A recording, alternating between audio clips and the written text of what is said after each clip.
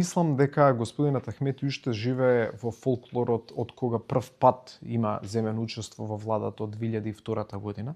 Помината се многу години, повеќе од 20 години од времињата во кое што е заглавена неговата свест.